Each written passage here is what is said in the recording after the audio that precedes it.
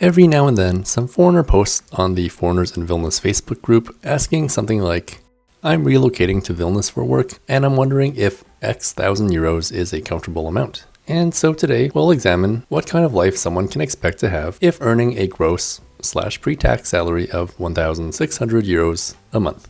So let's get started.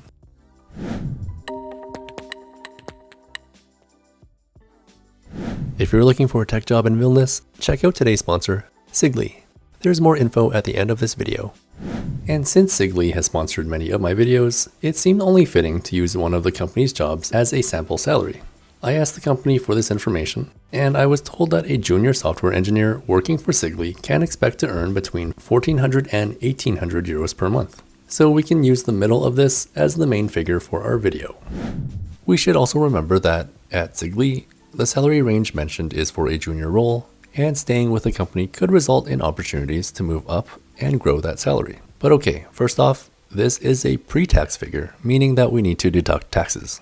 A personal income tax rate of 20% is applied to income amounts of less than 126,532 euros per calendar year, at least for 2025.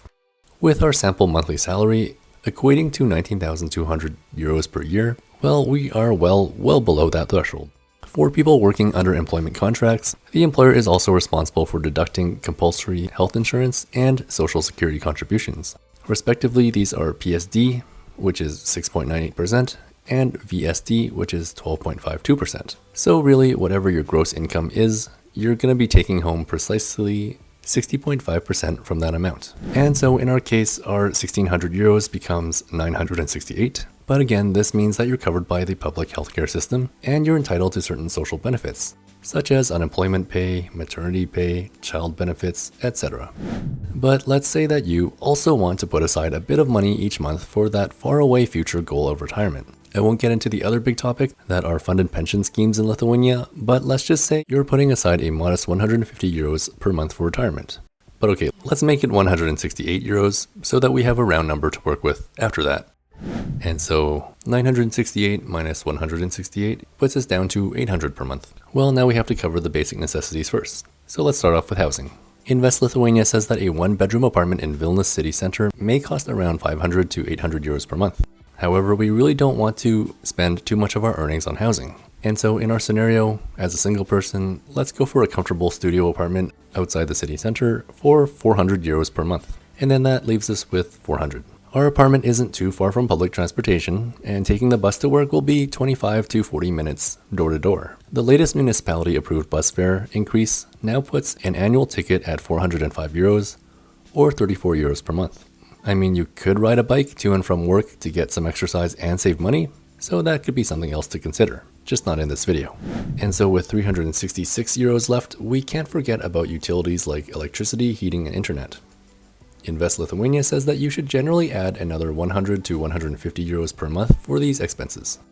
Let's go with 126 euros to return to a round number. So minus utilities, we are down to 240 euros per month. Now, if you're trying to save a little money for entertainment, gifts, and other discretionary spending, then we'll have to be a little disciplined with groceries. Maybe we'll buy those 50% off clearance items and other things only when there are sales, and that should help our money go further. Invest Lithuania says that groceries are relatively inexpensive, with most households spending between 200 and 400 euros per month on food. Assuming this range is for a household with multiple people, let's go with like 120 euros for groceries, which leaves us with another 120 euros per month for everything else.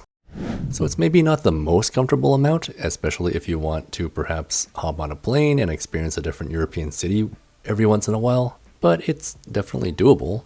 For some people, having a personal vehicle is a necessity too, but our budget doesn't include this kind of luxury.